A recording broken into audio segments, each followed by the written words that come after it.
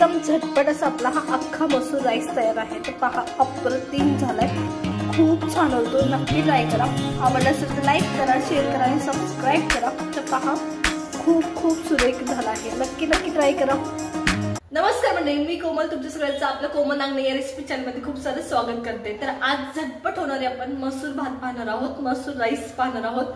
बरं, खूप पटकन होतो, काही वेळ लागत नाही, कोणतं एक्स्ट्रा वाटण न बनवता अगदी तुमच्या घरात जे बेसिक साहित्य आहे त्याच्यात करणार आहोत। चला तर मग वेळ न घालवता सुरू करूया। बरं, जर तुम्हाला रेसिपी आवडत असतील आमच्या तर लाईक करा, शेअर करा आणि सबस्क्राईब करा। चला तर मग सुरू करूया। आपण अख्खा मसूरचा राईस करतोय, त्यासाठी मी इथं आपला कुकर घेतलाय, तुम्ही कढईत सुद्धा करू शकता। तेल घेतलंय, तेल व्यवस्थित गरम केलंय। आता मी ह्याच्यात खडे मसाले ऍड करते। माझ्याकडे काही खडे मसाले जसं की तमालपत्र, दालचिनीचा तुकडा, स्टारफूल आणि मिरी, जिरी हे सगळं आहे ते ऍड करते। व्यवस्थित तडतडू द्यायचं सगळ्या गोष्टी। त्याच्यानंतर आपण टोमॅटो ऍड करणार आहे। अख्खा मसूर आहे तर बाकीचे कोणत्या भाज्या टाकायची गरज नाहीये। हवं असेल तर तुम्ही बटाटा ऍड करू शकता, तो पण पूर्णपणे ऑप्शनल आहे, अख्ख्या मसूर मध्ये नसतो। त्याच्यामुळे तुम्हाला हव्या त्या भाज्या तुम्ही ऍड करू शकता, पण अख्ख्या मसूर मध्ये फक्त टोमॅटो ऍड केला जातो, एवढं लक्षात ठेवा। मसूर करतोय तर सगळे मसाले व्यवस्थित तडतडल्यानंतर मी ह्याच्यात व्यवस्थित होऊ द्यायचं। टोमॅटो ऍड केल्यानंतर आपण मसाला ऍड करतोय। तर मी इथं हे माझ्याकडे मिरची पावडर आहे ती ऍड करतेय। इथं माझ्याकडे हळद आहे, आपण ती ऍड करतोय। हळद ऍड केल्यानंतर मी इथं माझ्याकडे एसूर आहे माझ्या घरातला, किंवा तुम्ही गोडा मसाला ऍड करू शकतात। अख्ख्या मसूरच्या भातामध्ये गोडा मसाला ऍड केला जातो, तर मी इथं एसूर थोडंसं ऍड करते, किंवा तुमच्या घरात जे डेली वापरलं जातं ते तिखट वापरलं तरी चालेल, काही हरकत नाही। माझ्याकडे अद्रक लसूणची पेस्ट सुद्धा आहे, जी माझी घालायची विसरली होती, पण तुम्ही प्लीज आधी घाला। तर मी त्या अद्रक लसूणची पेस्ट घालते, व्यवस्थित परतून घ्या आणि मी साईडला परतून घेते। आता सगळे मसाले आणि अद्रक लसूणची पेस्ट जी आपली परतायची राहिली होती ती परतून घेते। तेल पुरेसं गरम आहे।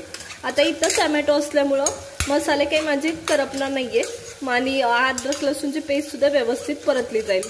तर या पद्धतीने तर ही व्यवस्थित परतून घ्यायची 1-2 मिनिटं। त्यातला लसणाचा वास तुम्हाला पूर्ण काढून टाकायचा आहे, त्याच्यामुळे आधी टाका, माझ्याकडून राहिली होती। माझ्याकडे 2 मिरच्याचे तुकडे आहेत, जे कमी तिखट मिरची आहे ती वापरली मी, आणि हे 1-2 मिनिटं असंच परतून घेणार आहे मी सगळ्या गोष्टी। सगळे मसाले टाकले, अद्रक लसूणची पेस्ट टाकली आणि मग मी परततीये, एवढं लक्षात घ्या। या पद्धतीने लसणाचा वास आपल्याला पूर्ण घालवायचा आहे। तर माझ्याकडून जी चूक झाली ती तुमच्याकडे होऊ देऊ नका, आधी अद्रक लसूण टाका। इथं अद्रक आणि लसूणचा वास पूर्ण गेलाय, म्हणजे लसणाचा वास पूर्ण व्यवस्थित परतल्यामुळे मी गेलाय। त्या टायमाला मी ह्याच्यात मसूर टाकते। इथं माझ्याकडे रात्रभर भिजवलेले हे अख्खे मसूर आहे ते ऍड करते।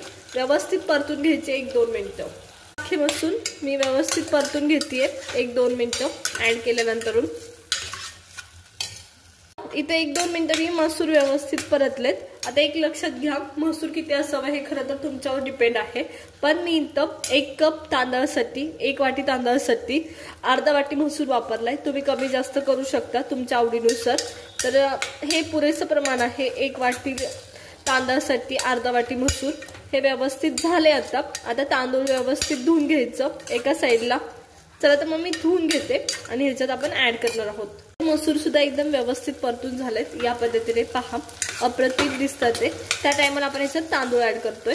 तर चला, मी तर तांदूळ स्वच्छ धुवून घेतले ते ऍड करते या पद्धतीने।